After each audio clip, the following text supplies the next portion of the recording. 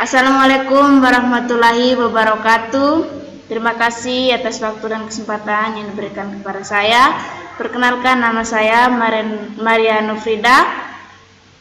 Di sini saya akan memaparkan materi tentang kontribusi pendidikan terhadap kesuksesan ekonomi. Langsung saja di materinya. Setiap masyarakat di seluruh dunia ini senantiasa menghendaki kesejahteraan. Khusus untuk kesejahteraan fisik, mereka secara praktis bersama mengembangkan sistem yang mengatur bagaimana seluruh anggotanya berproses memperoleh kesuksesan, mengupayakan distribusi pemuas kesejahteraan, serta menjamin bagaimana alokasi bahan kesuksesan tersebut dapat dianugerahkan kepada pihak-pihak yang berhak memperolehnya. Misalnya ada seseorang atau misalnya dalam suatu masyarakat mempunyai hasil panen kopi, coklat, cengkeh dan lain sebagainya. Walaupun dalam suatu masyarakat tersebut atau dalam suatu desa tersebut memiliki kesamaan hasil panen, bila ada orang yang tidak melihat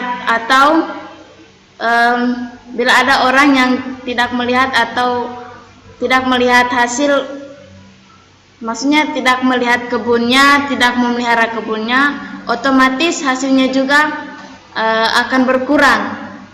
Dan jika ada orang yang rajin melihat kebunnya, selain itu juga rajin menanam yang nantinya akan memperoleh uang, rajin memanen, baik itu kopi atau hasil panen lainnya yang akan menghasilkan uang, otomatis mereka akan pelan-pelan meraih kesuksesan. Yang berikut, dalam berkembangnya peranata ekonomi memelihara kelangsungan sistem nilainya, tidak pernah lepas dari keterkaitan dengan ruang-ruang sosial lainnya, baik itu peranata politik, pendidikan, kemasyarakatan atau keluarga maupun agama. Jadi yang berkaitan dengan peranata ekonomi ini tidak terlepas dari ruang lingkup sosial yang termasuk pada peranata politik, pendidikan, kemasyarakatan atau keluarga dan agama.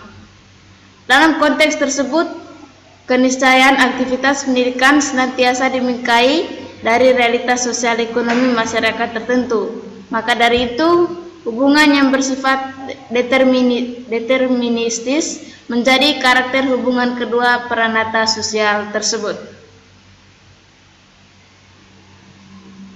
Dalam kesuksesan ekonomi ini adalah salah satu tokoh yang bernama Robert Earton. Dia menyatakan bahwa setiap lembaga sosial tidak sekedar memelihara sebuah tujuan dan fungsi yang manifest, yakni sebuah fungsi yang mencerminkan kegunaan dari terbentuknya sebuah peranata.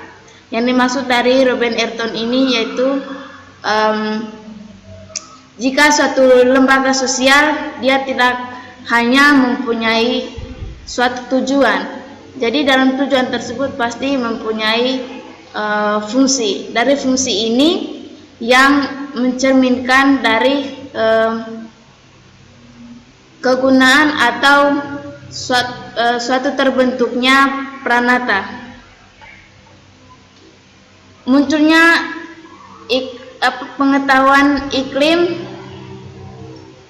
munculnya ilmu pengetahuan telah menguasai iklim kehidupan bukanlah sebuah kredo monologi yang tugasnya meminimalisasi perubahan-perubahan. Jadi muncul iklim dalam kehidupan manusia, ada berbagai macam, yaitu iklim, ada iklim dingin, panas, dan ada juga suatu iklim yaitu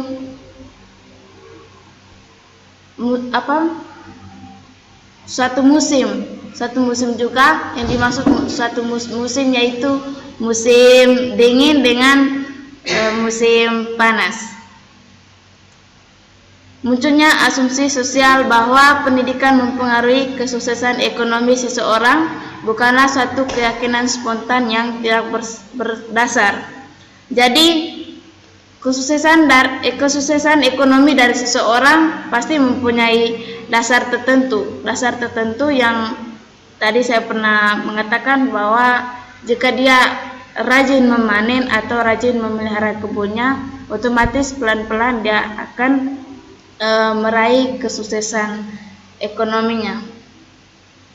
Para pribumi meskipun hanyalah bangsawan dan golongan priai yang memiliki ijazah dari sekolah-sekolah bentukan kolonial mendapat kesempatan untuk ditempatkan pada instansi-instansi pemerintah kolonial. Jadi yang mempunyai ijazah SMA itu mereka bisa mendapatkan kesempatan untuk bekerja dalam satu instansi. Walaupun posisi mereka hanya sebagai pegawai rendahan, tapi keberadaan mereka yang telah mendominasi lembaga birokrasi kolonial, mereka berhasil menggeser suatu persepsi masyarakat. Lembaga pendidikan ini, tepatnya sekolah, dianggap sebagai tangga strategis untuk meraih kebutuhan hidup tanpa harus melalui usaha-usaha ekonomi lain yang tampaknya lebih lambat dan berisiko.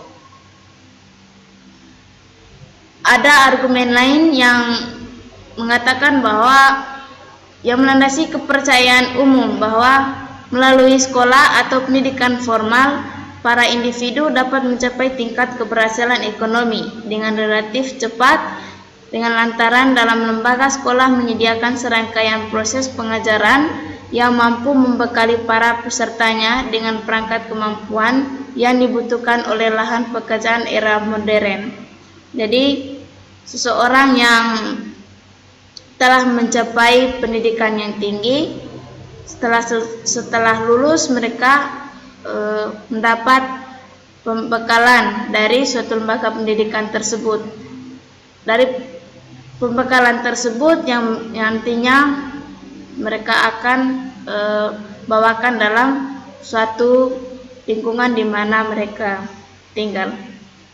Selain itu, sebuah ekspektasi sosial juga menggejala pada salah satu asumsi bahwa melalui penempaan skill secara berkesinambungan dalam sebuah organisasi yang mapan, para lulusan lembaganya akan memiliki keutuhan sikap, kemampuan dan kepribadian yang progresif, kreatif, dan memiliki kecermatan tinggi untuk menangkap potensi ekonomis dalam setiap kondisi maupun situasi.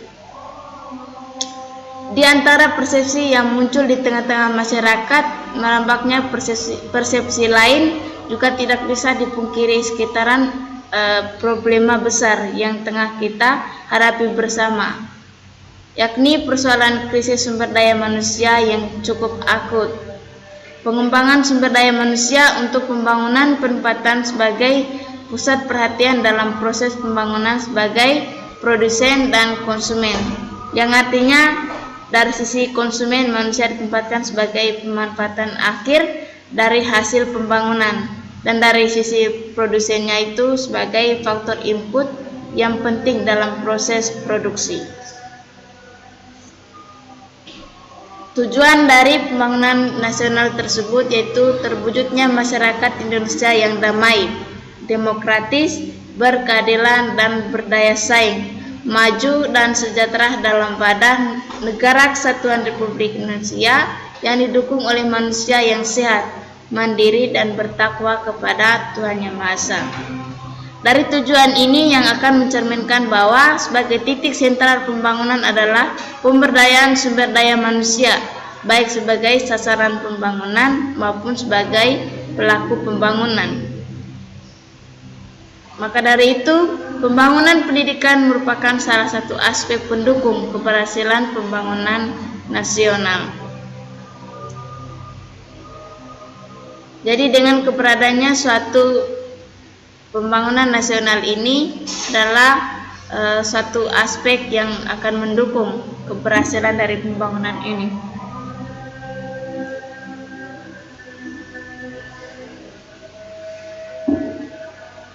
Problem utama dalam pembangunan sumber daya manusia adanya terjadinya salah penempatan sumber daya manusia.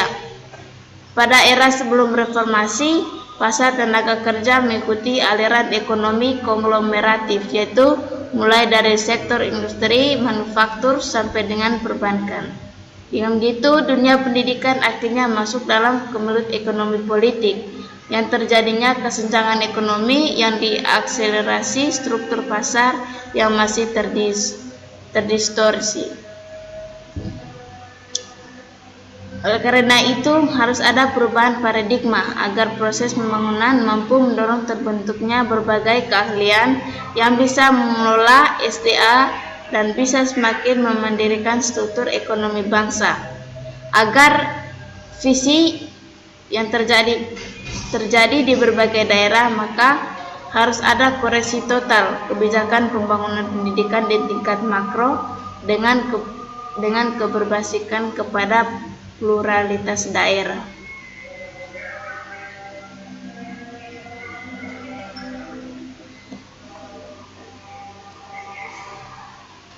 Pendidikan yang merupakan suatu proses pemberdayaan untuk mengungkapkan potensi yang ada pada manusia sebagai individu yang selanjutnya dapat memberikan sumbangan kepada masyarakat lokal, kepada masyarakat bangsanya, dan kemudian kepada masyarakat global. Oleh karena itu, sebaiknya pendidikan di Indonesia perlu mendapatkan perhatian khusus dari negara agar pembangunan di Indonesia semakin meningkat dan akan terus berkembang pesat seiring dengan berkembangnya arus globalisasi. Di samping itu, tingkat perhatian dari masyarakat juga diperlukan guna mencapai kehidupan bangsa dan negara yang cerdas serta martabat di hadapan negara-negara lain di dunia. Baik, itu saja hasil materi dari saya. Sekian dari saya. Wassalamualaikum warahmatullahi wabarakatuh.